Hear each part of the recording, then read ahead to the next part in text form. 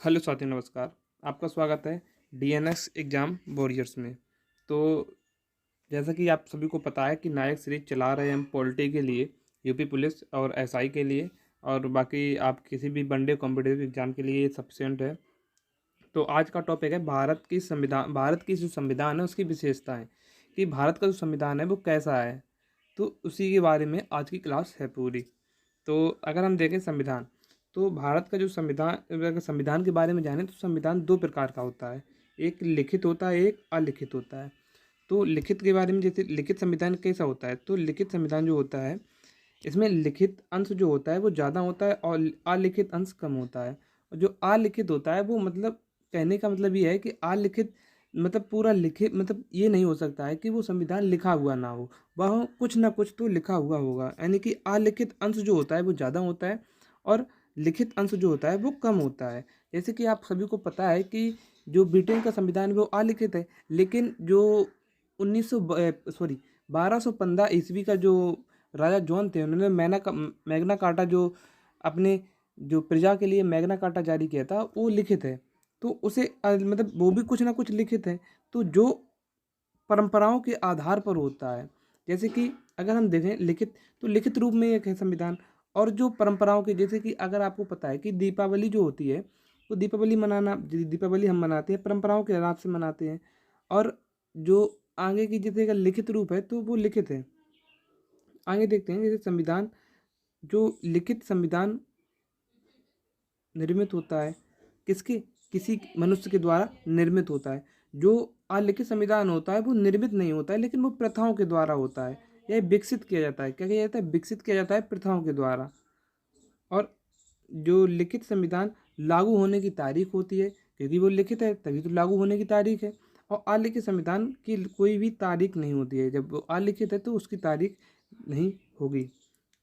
अगर देखा जाए तो जो लिखित संविधान होता है वो एकात्मक भी हो सकता है, संघात्मक भी हो सकता है और अर्ध संघात्मक भी हो सकता है। और ये संविधान और सरकार दोनों प्रकार से हो सकता है। जो अलिखित होता है वो एकात्मक संविधान होता है, एकात्मक होता है। मतलब अलिखित में क्या, जो सारी शक्तियाँ होती हैं वो किसी एक के पास होती हैं, जैसे राजा, इंग्लैंड ब्रिटेन के राजा के पास उनकी सारी शक्तियाँ हैं। और जो लिखित संविधान होता है उसमें शक्तियों का बंटवारा होता है, केंद्र राज्य के बीच भी हो सकता है, केंद्र राज्य के बीच भी हो सकता है, और केंद्र के बीच में, केंद्र के पास भी अकेला हो सकता है। लिखित संविधान में जो क्या होता है, लिखित संविधान में जो न्यायपालिका होती है वो शक्तिशाली होती है। और अलिखित संविधान में क्या होता है, विधायिका शक्तिशाली होती है। यानी कि जो कानून बनेगा वो ही सबसे महत्वपूर्ण होगा। और जो लिखित संविधान होता है उसमें न्यायपालिका सबसे महत्वपूर्ण होती है और वही सबसे शक्तिशाली होती है। आगे देखते हैं कि संविधान देश की राज्य व्यवस्था को तय करता है, किसको, तो संविधान जो होता है देश की राज्य व्यवस्था, यानी कि किस प्रकार से वह संविधान को लागू किया जा सकता है, प्रचलित किया जा सकता है, तो उसको तय करता है। और अगर संविधान राज्य व्यवस्था की प्रकृति देने तो कितनी होती है, तो तीन प्रकार की होती है। सबसे पहले एकात्मक सरकार। एकात्मक सरकार वो होती है जिसमें शक्तियों का केंद्रीकरण होता है, यानी कि केंद्रीकरण होता है किसी एक के पास होते हैं, जैसे ब्रिटेन, फ्रांस, जापान। इसमें कैसी है, केंद्रीकरण है। यहाँ कैसी सरकार है, तो एकात्मक सरकार है।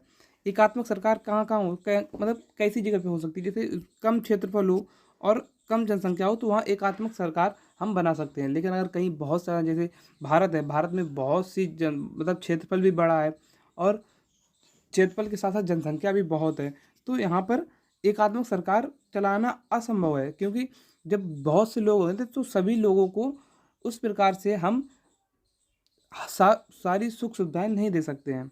तो ये होता है। और यहाँ पर केंद्र और राज्य के बीच विवाद भी कम होता है, क्योंकि एकात्मक सरकार में केंद्र के पास सबसे ज़्यादा शक्ति होती है, तो वो अपने रूल एंड रेगुलेशन आराम से लागू कर सकती है। निर्णय, यहाँ निर्णय जो होते हैं वो तेज़ी से होते हैं। और यह सरकार जो होती है कम खर्चीली होती है। कम खर्चीली क्यों होती है, जब अगर केंद्र और राज्य दोनों के पास में शक्तियाँ होंगी तो दोनों के चुनाव होंगे। अब दोनों के चुनाव होंगे तो दोनों में खर्चा ज़्यादा होगा। और एकात्मक में जब चुनाव एक ही होगा, ज़्यादा चुनाव होंगे नहीं, तो वहाँ क्या होता है, खर्चा कम होता है। आगे देखते हैं दूसरी प्रकार क्या होती है, तो एक संघात्मक संविधान होता है। संघात्मक संविधान, यहाँ शक्तियों का विकेंद्रीकरण होता है, यानी कि शक्तियों का बंटवारा होता है। केंद्र और राज्य के बीच अलग अलग शक्तियों का बंटवारा हो सकता है। जैसे कि अगर हम पूछे कृषि, तो कृषि पर कानून जो है वो राज्य सरकार बना सकती है, क्योंकि वो अपने यहाँ के किसानों को कुछ अलग से सुविधाएं देना चाहती है, तो केंद्र सरकार भी बना सकती है और राज्य सरकार भी बना सकती है। तो यहाँ केंद्रों का बंटवारा होता है। यहाँ दो सरकार होती है, केंद्र की अलग होती है, राज्य की अलग होती है, जो संघात्मक संविधान होता है। यहाँ बड़े क्षेत्र और ज़्यादा जनसंख्या जहाँ बड़े क्षेत्र और ज़्यादा जनसंख्या होगी वहाँ संघात्मक संविधान चलेगा। केंद्र और राज्य के बीच जो स्तर है विवाद का वो अधिक हो जाता है। क्या हो जाता है? अधिक हो जाता है। यहाँ जब अधिक होगा तो उनमें विवाद होगा, तो जब विवाद होगा तो उसमें निर्णय में समय देरी लगेगी, और जब देरी लगेगी तो अब देरी लग रही है तो निर्णय में क्या होगी? देरी होगी। अब यहाँ पर केंद्र में अलग चुनाव होंगे, राज्य में अलग चुनाव होंगे, तो इसके लिए यहाँ पर अधिक खर्चा, तो ये सरकार अधिक खर्चीली भी होती हैं, और ये लिखित होती हैं। क्या होती है? ये संविधान लिखित होता है। और एक होता है, जैसे भारत का संविधान कैसा है? अर्ध संघात्मक है। भारत का संविधान कैसा है? अर्ध संघात्मक है। और ये कथन जो है किसने कहा? सबसे मोस्ट इम्पोर्टेंट क्वेश्चन है कि भारत का संविधान अर्ध संघात्मक है, ये किसने कहा है? तो ये केसी वीर ने कहा है। अब तीसरा अर्ध संघात्मक क्या होता है? अर्ध संघात्मक ये होता है जहाँ पर, जैसे कि अभी आपने पढ़ा था, एक तो पढ़ा था संघात्मक संविधान और एक पढ़ा था एकात्मक, तो ये दो पढ़े थे। अब एकात्मक और संघात्मक में क्या होता है? जैसे कि अगर हमारे यहाँ पर राज्य जो है, राज्य राज्य है और केंद्र है, राज्य केंद्र है।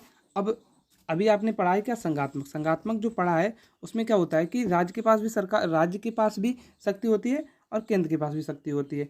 अब लेकिन अर्ध संघात्मक में क्या होता है? अर्ध संघात्मक कैसे कह सकते हैं कि अर्ध संघात्मक में होता है कि एकात्मक भी हो सकता है और संघात्मक भी हो सकता है। जैसे कि अगर किसी राज्य में इमरजेंसी लग जाए तो वहाँ पर सरकार, वहाँ पर जो राज्य के जो नियम है वो ख़त्म किए जाते हैं, और वहाँ पर शासन किसका होता है? केंद्र का शासन होता है।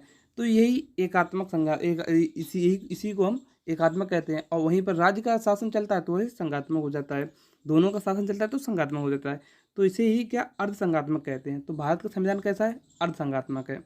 इसी प्रकार भारत के संविधान को जो सहकारी संघवाद किसने कहा है? तो ग्रेनविल ऑस्टिन ने कहा है। ग्रेनविल ऑस्टिन ने कहा है। और केंद्रीकरण के साथ संघ, ये कथन किसका है? तो ये कथन है आइवर जेनिंग्स का है। अब देखते हैं कि कुछ शब्द होते हैं जैसे संघ, परिसंघ। तो संघ जो है, जो परिसंघ क्या होता है? परिसंघ कॉन्फिडेशन। तो ये क्या होता है? तो ये कॉन्फिडेशन क्या होता है? तो इसमें जो होता है ये सबसे कमजोर इकाई होती है, और इसके सदस्य जो होते हैं स्वैच्छिक होते हैं। जैसे कि जब यूएसए आज़ादी कब मिली थी? तो 4 जुलाई 1776 को आज़ादी मिली थी। किससे मिली थी? तो ये ब्रिटेन से मिली थी, यानी कि यूके से मिली थी आज़ादी। तो अब इसमें आज़ादी मिली थी। तो आज़ादी के मतलब अमेरिकी क्रांति कब हुई थी? 1775 में, 1775 1783 तक चला। तो जब 1777 में यूएसआर जो था, ये 13 यहाँ पर कितने थे? जैसे भारत में राज्य थे, जो राजाओं का संघ, राजाओं के अलग अलग कमिश्नरी क्षेत्र थे, तो यहाँ पर कितने? तो यूएसए में 13 कमिश्नरी क्षेत्र थे। उनका एक संघ बना था। क्या बना था? परिसंघ बना था। और परिसंघ किसके लिए बना था? जैसे कि बाहर से कोई आक्रमण करे तो हम क्या हैं? साथ में हैं। हम सभी लोग कितने हैं? हम सभी लोग ऐसे साथ में हैं, और अपने अंदर जो अंदर की बात है वो अलग अलग हैं। तो इसमें क्या होता है? तो इसमें परिसंघ में क्या होता है? सबसे कमजोर इकाई। तो इसमें ये सदस्य जो होते हैं स्वैच्छिक होते हैं, ये कभी भी अपने आप को उस परिसंघ से अलग कर सकते हैं, तोड़ सकते हैं। 1777 में यूएस में परिसंघ बना, और ये परिसंघ 1781 से लेकर 1709 मतलब 1789 तक ये कार्य करता रहा। और फिर क्या हुआ था 1789 के बाद? तो 1789 में अमेरिका का संविधान बन चुका था, तो वहाँ पर जो परिसंघ था वो खत्म हो गया था। संघ क्या होता है? संघ जो फेडरेशन होता है, फेडरेशन। तो फेडरेशन क्या होता है? फेडरेशन जो होता है, जैसे एग्जाम्पल हम समझे, एग्जाम्पल के रूप में यूएसएसआर। तो जो सोवियत संघ रूस था, जो रूसी क्रांति कब हुई थी? 1917 में हुई थी। और 1922 से 1924 में यूएसएसआर बना। तो यूएसएसआर जब बना था इसमें 15 कंट्री थी। कितनी थी? 15 कंट्रियों का एक संघ था, उसमें यूएसएसआर बना था। और यूएसएसआर कब टूट गया था? तो 1991 में यह यूएसएसआर टूट गया था। संघ में अलग होने के लिए इसमें क्या होता था? जब ये 15 कंट्री बनी थी तो इन्हें एक 15 कंट्री यानी कि 15 देशों में एक क्या बना था, 15 देशों में एक संधि हुई थी, तो वो संधि हुई थी, संधि से ही जुड़े थे। तो संधि से जुड़े थे, अब यहाँ पर देखिए संधि से जुड़े थे, तो संधि से जुड़े थे तो उनको अलग होने के लिए कुछ संधि को तोड़ना पड़ेगा। और इसमें क्या होता था, इसमें कोई भी संधि नहीं होती थी। अब इसको एक अपनी अपनी खुद की यानी कि देसी भाषा में अगर हम समझने का प्रयास करें तो क्या होता है, इसको अब ये समझिए, अपनी भाषा में परिसंग क्या होता है, जैसे बॉयफ्रेंड और गर्लफ्रेंड है, तो उनके बीच अभी वो बात कर रहे हैं, रिलेशन में, तो वो कभी भी अपने स्वैच्छिक इच्छा से भी अलग हो सकते हैं। क्या हो सकते हैं, तो अलग हो सकते हैं, तो इसे ही परिसंग कहते हैं। और संघ क्या होता है, जो फेडरेशन होता है, संघ दो प्रकार का होता है, एक यूनियन होता है और एक फेडरेशन होता है। तो जो फेडरेशन होता है इसमें क्या होता है कि जो जो बॉयफ्रेंड और गर्लफ्रेंड थे वो पति पत्नी हो गए, तो कुछ लोगों के सामने उन्होंने एक संधि की, तो संधि की, अब जब वो उनको अलग होना पड़ेगा तो उनको तलाक लेना पड़ेगा, तो तलाक लेने के लिए संधि तोड़नी पड़ेगी, उसके लिए कुछ नियम होते हैं, तो उनको जैसे कोर्ट जाना पड़ेगा। तो इस प्रकार के इसे संघ फेडरेशन कहा जाता है। और जो भारत है वो क्या है, तो यूनियन है, भारत क्या है, यूनियन है। और जो जैसे अगर फेडरेशन का उदाहरण समझें तो जैसे कि आप ये समझिए कि एक उदाहरण लेके चलिए, जैसे कि यूएसए है, यूएसए, तो यूएसए में 50 जो राज्य हैं वो बंधे हैं संधि से। अब संघ है, भारत क्या है, भारत राज्यों का एक संघ है। और इसमें सबसे सॉरी इससे राज्य अपनी पारस्परिक सहमति से अलग नहीं हो सकते। तो इसमें जो अलग नहीं हो सकते हैं, इसमें क्या, जैसे अगर एग्जाम्पल के तौर पे हम समझ लें, जैसे हमारी बॉडी है, तो बॉडी क्या है, यूनियन है, क्या है, यूनियन। तो बॉडी से हम अपने हाथ को अलग कर सकते हैं, नहीं कर सकते हैं। किसी भी अंग को अलग कर सकते हैं, नहीं कर सकते हैं। अगर हम मशीन की बात करें, अगर संघ की बात करें, जैसे ये जो फेडरेशन है, तो यूनियन यूनाइटेड क्या होता है, यूनाइटेड जैसे यूनाइटेड क्या होता है, जैसे मशीन, मशीन से कुछ बोल्ट अलग कर सकते हैं आराम से, तो ये होता है यूनाइटेड यानी कि फेडरेशन। अब देखते हैं भारत जो संविधान देश की सरकार का स्वरूप बताता है। क्या बताता है, देश की सरकार का स्वरूप।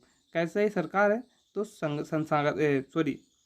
संसाधनात्मक, क्या कहते हैं, सॉरी संसदवात्मक और अर्ध सॉरी अध्यात्मक, क्या है, अर्ध अध्यात्मक, अरे चलो कोई बात नहीं, पढ़ लो। राज्य का प्रमुख जो होता है वो अलग होता है और शासन का प्रमुख अलग होता है। जो संसाधनात्मक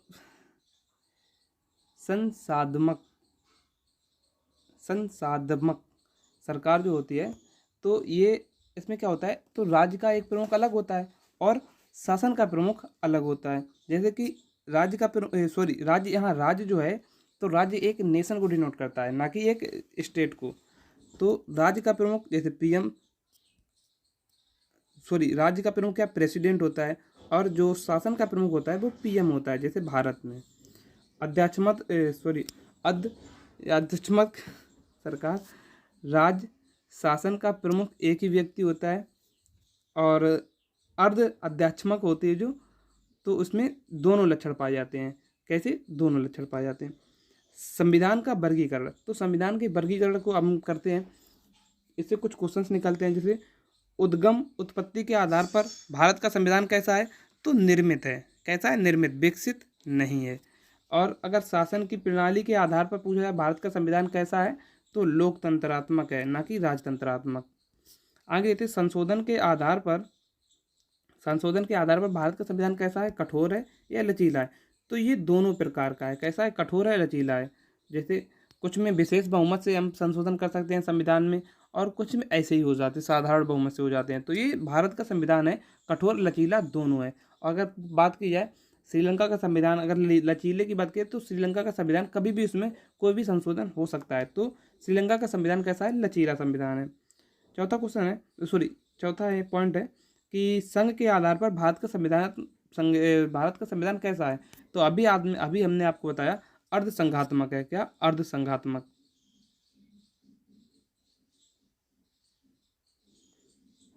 संकलन के आधार पर, तो संकलन के आधार पर भारत का संविधान कैसा है, लिखित है या अलिखित है। तो ये भी आपको पता है कैसा है, लिखित है, ना कि अलिखित है। अब लिखित संविधान और अलिखित संविधान, तो लिखित संविधान कौन कौन से, कहाँ कहाँ के, जैसे यूएसए का, जो सबसे पुराना है, 1789 में बना। और फ्रांस का संविधान हुआ, पाकिस्तान का संविधान हुआ, भारत का संविधान हुआ, ये कैसे हैं? तो ये लिखित संविधान है। अलिखित संविधान पूछते हैं तो जैसे ब्रिटेन, कनाडा, न्यूजीलैंड, सऊदी अरब, इजराइल, ये कैसे हैं? यहाँ के संविधान कैसे हैं? अलिखित संविधान है। जैसे ब्रिटेन का जो संविधान है वो मैग्ना कार्टा कब जारी हुआ था? तो 15 जून 1215 को किसके? राजा जॉन के द्वारा जारी किया गया था। लिखित संविधान में भी अगर बात की जाए तो सबसे छोटा लिखित संविधान किसका है? तो सबसे छोटा लिखित संविधान जो अगर शब्दों के आधार पर बात की जाए तो मोनाको का है। किसका? मोनाको का। 3814 शब्द हैं। अगर बात की जाए कि अनुच्छेदों यानी कि आर्टिकल के आधार पर तो यूएसए का है। कितने? 7 आर्टिकल हैं। और शब्द कितने हैं इसमें? तो 7762 शब्द हैं। और सबसे बड़ा किसका संविधान है? तो इस सबसे बड़ा संविधान भारत का है, लिखित संविधान की बात की जाए। आगे देखते हैं, सबसे नया संविधान किसका है? तो क्यूबा का है। कब बना? 2019 को बना। और अगर कुछ विभेद नेपाल पर भी है तो नेपाल का संविधान कब बना था? नेपाल का संविधान 2015 में बना था। एशिया का सबसे पुराना संविधान किसका है? तो जापान का है, 1889 में। और जापान के संविधान को हम क्या? तो मिजी संविधान के नाम से भी जानते हैं। भारत के संविधान के जनक किसे? तो B.R. अम्बेडकर को कहा जाता है। लिखा तो भारत का संविधान किसने लिखा? तो प्रेम बिहारी नारायण रायजादा ने लिखा। और इन्होंने किस में? तो इंग्लिश में लिखा था। हिंदी में किसने लिखा? तो बसंत कृष्ण वैद्य ने लिखा। किसने? बसंत कृष्ण वैद्य ने। भारतीय संघवाद को सहकारी संघवाद किसने कहा? तो ये अभी हमने आपको बताया था इसी क्लास में। तो कॉनविन ऑस्टिन ने कहा है। संघवाद का अर्थ क्या है? तो देश में सरकार के एक से अधिक स्तरों का अस्तित्व, यही है क्या? संघवाद का अर्थ। भारतीय संविधान में सरकार का अर्धसंघीय रूप कहाँ से लिया गया है? तो ये कनाडा से लिया गया है।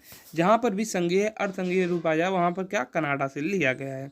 तो आज की क्लास को मैं यहीं पर समाप्त करते हैं। अगर शायद आपको इन क्लासों में अभी मज़ा नहीं आ रहा होगा, लेकिन जिस दिन से आपके आर्टिकल शुरू होंगे उस दिन से आपको क्लास में बहुत मज़ा आने लगेगा।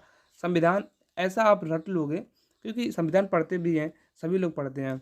और संविधान की बात करें तो बात यह है कि 1-2 क्लास में संविधान अगर ख़त्म करना हो तो ख़त्म हो जाएगा आराम से। आर्टिकल सभी पढ़ा दो, संविधान ख़त्म हो जाता है।